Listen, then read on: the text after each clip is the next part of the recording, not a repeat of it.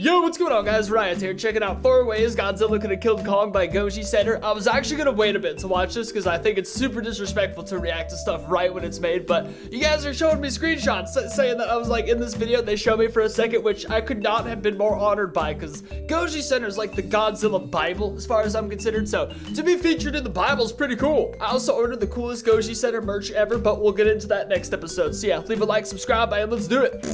Fanboy warning, this video discusses hypothetical scenarios that might really trigger some Kong fanboys. If you can't handle it, leave. You do legit gotta say these warnings. People get very emotionally attached to their kaiju. What we are looking at right here is the moment when Godzilla defeated Kong in battle. But what if instead of letting him live... Wait, hang on. I was the toxic Kong fanboy. That message was for me. I'll be good, I swear. I understand Godzilla could kill Kong easy if it came down to it. Godzilla did this. Oh my god, I would have vaporized him. In this video, we will go over 3 moments in this film where Godzilla would have deleted Kong from the Monsterverse. We will go over a lot of details, so make sure you stick around until the end. God! Also, make sure you subscribe to this channel, since almost 90% of our viewers aren't subscribed yet. What is this? Are you people kidding me? I'm so honored for the shout out, but you know, there's nothing that makes you cringe more than looking at yourself on camera. I can't even look at myself right now. I'm just gonna skip right past. I hate this guy. It is crazy though that many people watch their videos and aren't subscribed. Can you imagine how powerful that channel would be if everyone just did their patriotic duty and quit being such a stinker? Yeah, what he said. Goji Center now presents Godzilla versus Kong without the plot armor. Method no. What he said. They acknowledged my existence. All right, back to this. Number 1. So one of the most watched moments in GVK were the scenes where we witnessed the G-Man having a field day in the Tasman Sea. Right now, we are going to focus on this part. See how Godzilla wraps his tail around Kong's waist while dragging him down into the Tasman depths? Kong, being completely out of his element, stood absolutely no chance. To survive this scene, Kong relied on a supernatural phenomenon that throughout time has only seemed to favor film protagonists: plot armor. As Kong was getting dragged into the depths, the constricting effects of Godzilla's tail made it difficult for him to hold air inside his lungs. Granted, the massive size of his lungs made it possible for him to hold enough air to survive this long. Depth charges were dropped into the ocean and targeted Godzilla. These are anti-submarine weapons that emit a hydraulic shock to surrounding craft. And in this case, Godzilla and Kong. So in theory, these depth charges would have been more detrimental to Kong than the G-Man, knocking out his remaining oxygen and causing him to drown. It did occur to me. I was like, wow, those things seem to really just only target Godzilla, but I wasn't gonna question it, but damn it. Godzilla, on the other hand, does not need to breathe air on the surface because of his hybrid nature. These gills allow Godzilla to thrive underwater. The reason why Godzilla would have dragged Kong this deep was because, if he escaped, he would have run out of oxygen before he reached the surface. Either way, Kong really should have died here. But we aren't done with the Tasman Sea just yet. Method number 2. Dude, if I'll try and be the leader of the toxic Kong fanboys on this one. I understand we want our ape buddy to do good, but you gotta, like, so many of these scenes, like, they barely survive. Like, he's probably about to cover it right now, so I won't say it, but I agree. So right here, we are witnessing the very first time Kong has seen Godzilla's atomic breath up close. So how on earth did Kong know to jump out of the boat whenever he saw this glow? How did he know this mesmerizing blue hue was dangerous? We're going to go back in time to the events that happened before GVK. In the graphic novel Kingdom Kong, we saw Kong wander through an abandoned cave which housed a mosaic relief of this. This image of a Godzilla specimen killing a Kong, depicting the blue atomic breath that put this guy out of commission. Kong didn't really like this picture. Fast forward sometime later, he is now facing the same blue glow. His response? To get the hell out of there. Into where Godzilla fights better. A perfect checkmate. But what if Kong didn't jump off? According to this simulation, the results would have been fatal. Godzilla's atomic ray would have struck Kong underneath the groin and perforated through his lower body into his intestines and... Dude, Dude, Goji Center with the most gangster graphic examples that exist on the freaking internet. My god. Like, I just gotta pause this for a second. Look at that. Like, that's the most horrifying impale I've ever seen in my goddamn life.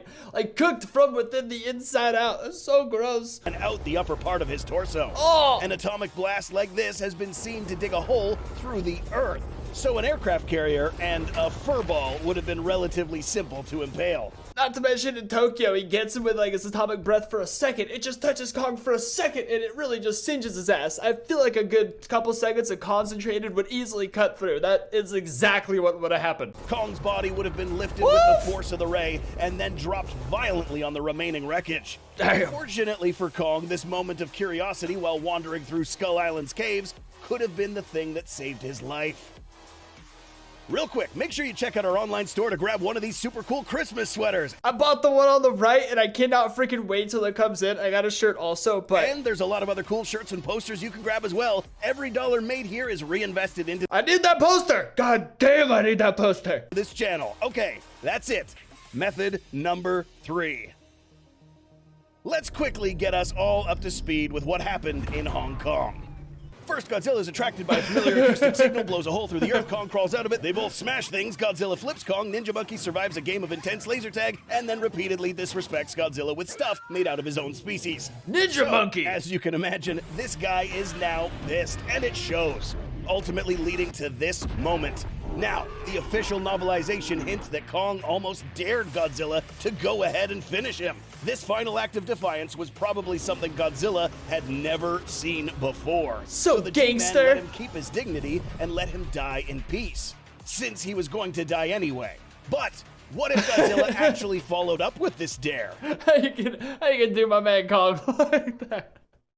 That's why I love Kong so much. Like, he's freaking built Ford tough. I guess Ford trucks crumble under accidents, but he's built tough as hell. Even though he's gonna lose against Godzilla like crazy, he still goes against him. But this little scene right here, this little flash, I haven't find it. It was such like a flash of... Actually followed up with this dare, since he was going to die anyway. But He's just gonna flash an image of him scratching his butt real what if quick, Godzilla- sort of anti-Kong propaganda. I'm just kidding, of course. This is the perfect video. actually followed up with this dare. There are 2 ways this Godzilla could have finished Kong right here. Number 3A. If you paid close attention to how Godzilla finishes fights, you will know that the G-Man is a big fan of stomping his opponents. So much that even Mechagodzilla's AI seemed to grow fond of this maneuver. But back to Kong. If Godzilla decided that Kong lived long enough, the G-Man would, in this scenario, lift up his leg and let his forward momentum do the dirty work. This would have been a quick death for Kong. The G-Man's leg would have flattened Kong's skull, splashing fluids and brains all over the surrounding rubble. Fuck. Gia's mental sanity would have been shattered along with her furry friend. But there's another way this could have ended. Number 3B. Perhaps the most humiliating way to go in the Monsterverse would be the widely known Kiss of Death. This is where a Titan with a special ability blasts a projectile through the opponent's oral orifice. This results in immediate decapitation and consequently certain death. Back to this scene. In this scenario, Godzilla decides to humiliate his rival and blasts Kong in the face. These high temperatures would quickly burn through Kong's outer layers of flesh, revealing a burnt skull underneath. This would be painful in the first couple of seconds, but then quickly turn into third-degree burns. In some cases, third-degree burns cannot even be felt due to the damaged nerves that can no longer feel the pain. At this point, Kong is already dead, and Godzilla victorious. What am I trying to think of? There's like a scene I just zoned out so bad thinking of about. Oh my god, when Homelander kills that lady who's like his weird mother figure, that's like exact. Or when freaking, what's his name from... What's that movie? Oh, with the little evil Superman. I can't remember the name of the movie. With little evil Superman laser beams his dad in the head. Those exact 2 scenes is what would have happened. Damn, those things are just marked in my brain. Here's something you might not have already known, and this is confirmed by the director Adam Wingard himself. This fight was not even close and very unfair. Why? On paper, Godzilla's build and special abilities are the prime reason why Godzilla was able to outmatch Kong.